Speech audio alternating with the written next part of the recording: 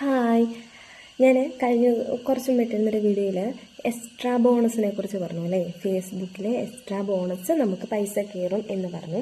അതിൽ എനിക്കുണ്ടായത് എങ്ങനെയാണ്, എനിക്ക് ഫസ്റ്റ് വന്നത് $10. അതായത് എക്സ്ട്രാ ബോണസ് കയറുന്നത് $10. ആ $10 എങ്ങനെ കയറിയെന്ന് വെച്ച് കഴിഞ്ഞാൽ, നമ്മൾ ഇപ്പോൾ വീഡിയോ ഇടുമല്ലോ, അതായത് ആ എക്സ്ട്രാ ബോണസിൻ്റെ അവിടെ നമുക്ക് ചിലപ്പം ഒരാഴ്ചത്തെ 7 days ആയിരിക്കും നമുക്ക് അവർ ഒരു ടൈം തരുന്നത്. ആ ടൈമിനുള്ളിൽ അല്ലാതെ നമ്മൾ ഇടുന്ന എപ്പോഴേലും ഇട്ടൊരു വീഡിയോ 50 കയറിയിട്ട് കാര്യമില്ല. ഈ 7 ദിവസത്തിനുള്ളിൽ നമുക്ക്, അതായത് നമുക്ക് ആ എക്സ്ട്രാ ബോണസിന് തൊട്ട് താഴെ തന്നെയായിട്ട് എത്ര ദിവസം അല്ലെങ്കിൽ എത്ര ദിവസത്തിനുള്ളിൽ അല്ലെങ്കിൽ എത്ര വീക്കിനുള്ളിൽ എന്നുള്ളത് അവിടെ കിടപ്പുണ്ട്. കൂടുതലും 7 ദിവസം അത്രേ ഉള്ളൂ കേട്ടോ. ആ 7 ദിവസത്തിനുള്ളിൽ നമ്മളിടുന്ന ഏതെങ്കിലും ഒരു വീഡിയോ, 2 വീഡിയോ അവർ പറയും ഇത്ര വീഡിയോ ആണെന്ന്, അതിൽ 50K, ഒരു വീഡിയോ 50K കയറിക്കഴിഞ്ഞാൽ പകുതി പൈസ കയറും എന്ന് വിചാരിക്കരുത്. 2 വീഡിയോയും കയറണം.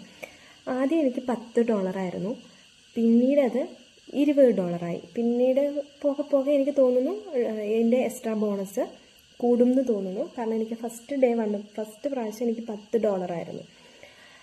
അത് കഴിഞ്ഞിട്ടാണ് $20 ആയത്. ഇനി ഫ്യൂച്ചറിലോട്ട് എത്ര ഡോളർ ആകും, ചിലപ്പം $100 ഒക്കെ ആയവരുണ്ടെന്നൊക്കെ പറയുന്നു. എനിക്ക് നിലവിൽ $20 വരെ വന്നിട്ടുള്ളൂ. ഈ $20 നമുക്ക് കിട്ടണമെന്നില്ല. കാരണം ഈ 7 ദിവസത്തിനുള്ളിൽ നമ്മൾ ഈ 50,000 പേര് കണ്ടാൽ മാത്രമേ ഈ 7 ദിവസത്തിനുള്ളിൽ നമുക്ക് ഈ പൈസ കയറത്തുള്ളൂ, അല്ലെങ്കിൽ ഈ ഡോളർ വരത്തുള്ളൂ. ഈ 7 days കഴിഞ്ഞാൽ ഈ ഒരു സാധനം പോകും, പിന്നെ അതില്ല. അപ്പം അതുകൊണ്ട് ആ 7 ദിവസത്തിനുള്ളിൽ ഒരു ടാർഗറ്റ് പോലെ നമ്മളിത് തീർക്കാമെന്നുള്ളതേ ഉള്ളൂ. നമ്മുടെ ലക്കാണ്, അതാണ് എൻ്റെ മെയിൻ സാധനം എന്ന് പറഞ്ഞത്. കാരണം ശരിക്കും പറഞ്ഞു കഴിഞ്ഞാൽ എനിക്ക് തോന്നുന്നു 1 million ആൾക്കാർ കാണുമ്പോൾ ചിലപ്പോൾ $8 ഒക്കെ കയറത്തുള്ളൂ. അതേസമയം 50,000 പേര് കാണുമ്പോൾ നമുക്ക് അങ്ങനെ 2 വീഡിയോ കയറി കഴിയുമ്പോൾ നമുക്ക് ഇപ്പോൾ 20 ആണെങ്കിൽ $20 കയറും. ഇത് ഇന്നത്തെ റേറ്റ് എങ്ങനെയാണെന്ന് എനിക്കറിയില്ല. $1 എന്ന് പറയുന്നത് 93 രൂപയാണ് കേട്ടോ.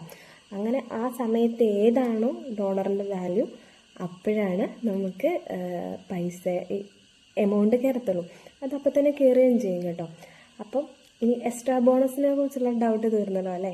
അപ്പോൾ ഇനി അടുത്ത ഡൗട്ടായിട്ട് ആരെങ്കിലും എന്തെങ്കിലും ഡൗട്ട് പറയുകയാണെങ്കിൽ അത് ക്ലിയർ ചെയ്ത് തരാം കേട്ടോ.